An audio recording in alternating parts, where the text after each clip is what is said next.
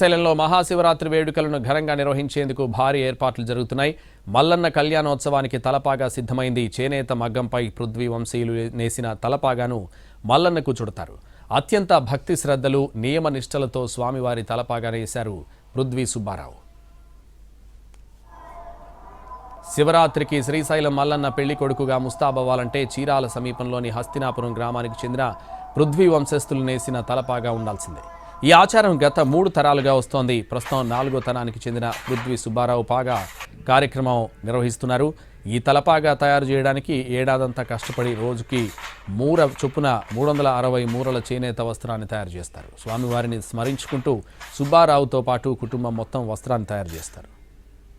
పృథ్వీ సుబ్బారావు తండ్రి వెంకటేశ్వర్లు 60 సంవత్సరాల పాటు తలపాగా కార్యక్రమం నిర్వహించారు.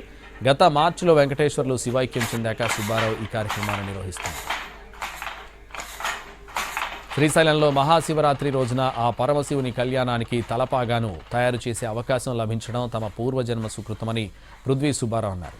మహాశివరాత్రి పర్వదినానికి 3 రోజుల ముందు గ్రామోత్సవం నిర్వహించిన తర్వాత శ్రీశైలం తీసుకుని వెళ్లి ఈ తలపాగాను సమర్పిస్తారు. స్వామివారి కళ్యాణం జరిగే సమయంలో అంటే లింగోద్భవ సమయంలో అర్ధరాత్రి 12 గంటలకు సుబ్బారావు దిగంబరంగా 150 గజాలు ఉండే ఈ పాగా వస్త్రాన్ని గర్భాలయ శిఖరం నుంచి నవనందులను కలుపుతూ అలంకరిస్తారు.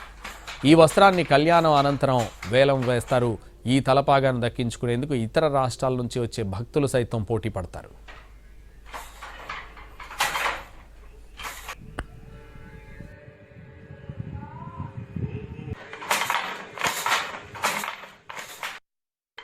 పాగాలంకరణ కార్యక్రమం నిర్వహిస్తున్నాము.